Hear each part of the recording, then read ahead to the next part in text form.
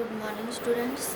आज मैं आप लोगों को एडेप्टेशंस टू वेदर पढ़ाने जा रही हूँ। इससे पहले मैंने आप लोगों को अर्बोरियल एनिमल, एरियल एनिमल के बारे में बता दिया था। आज मैं आप लोगों को एडेप्टेशन टू वेदर पढ़ाऊँगी।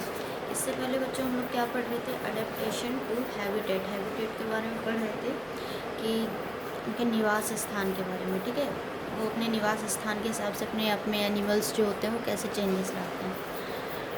तो आज हम पढ़ेंगे वेदर के बारे में कि वेदर के हिसाब से वो अपने आप में किस प्रकार चेंजेस लाते हैं। ठीक है, जैसे मौसम बदलता रहता है, कभी सर्दी पड़ती है, कभी गर्मी पड़ती है, तो जो एनिमल्स होते हैं वो अपने आप में वो ज़्यादा गर्मी से या ज़्यादा सर्दी से कैसे बचाते हैं।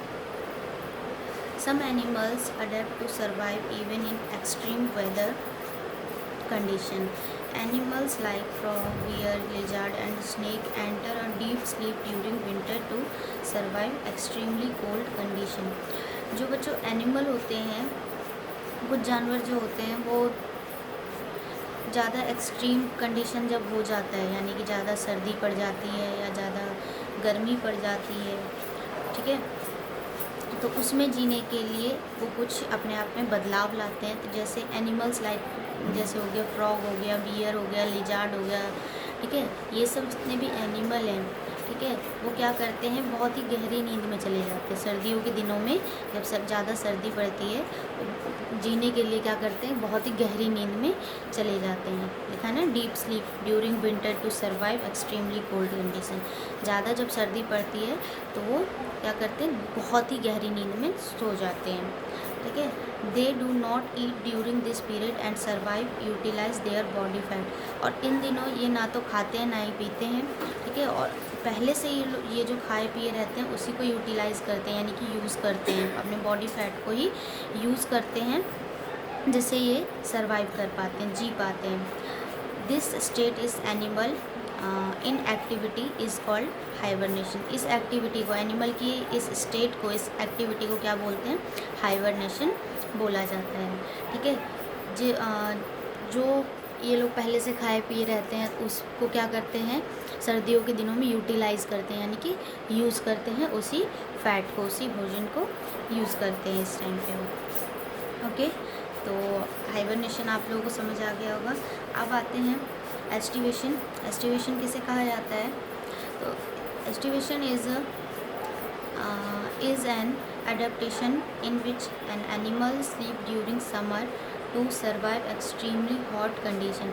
अब इसमें क्या था, इसमें शीत ऋतु के बारे में था, यानी कि ज़्यादा सर्दी पड़ने पर जो एनिमल्स होते हैं वो गहरी नींद में चले जाते हैं। बच्चों इसमें गर्मी में, ठीक है, जब समर सीज़न होता है, बहुत ही एक्सट्रीम हॉट डे होता है, उसमें क्या करते हैं, हॉट कंडीशन में ये लोग उसमें भी सो जाते हैं। कुछ जो जानवर होते हैं उन दिनों में भी सो जाते हैं। Aestivation in an adaptation in which animal sleep during summer.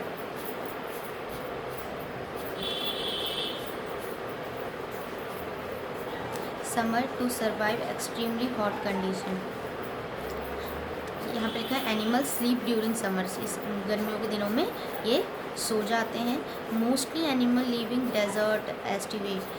बहुत सारे जानवर जो है वो डेजर्ट में रहते हैं। अब डेजर्ट का क्लाइमेट कैसा होता है, वातावरण कैसा होता है, बहुत ही गर्म होता है ना।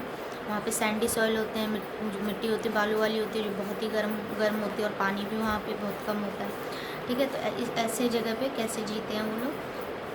तो they do so to avoid heat, save food and to prevent loss water.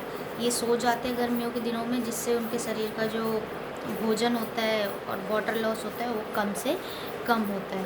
ठीक है, they use the stored food fat to survive. और ये क्या करते हैं, अपने जो ये जो फूड स्टोर करके रखते हैं, ठीक है, उसे ही यूटिलाइज़ करते हैं, उसी फूड को, ठीक है, उसी फैट को यूटिलाइज़ करते हैं, जिससे ये सर्वाइव कर पाते हैं। जैसे कि स्नेल हो गया, क्रोकोडाइल हो गया, ठीक है, सील्स हो गए, सम एनिमल्स दैट एस्टिवेट। ये जो एनिमल्स है वो क्या है, एस्टिवेटेड।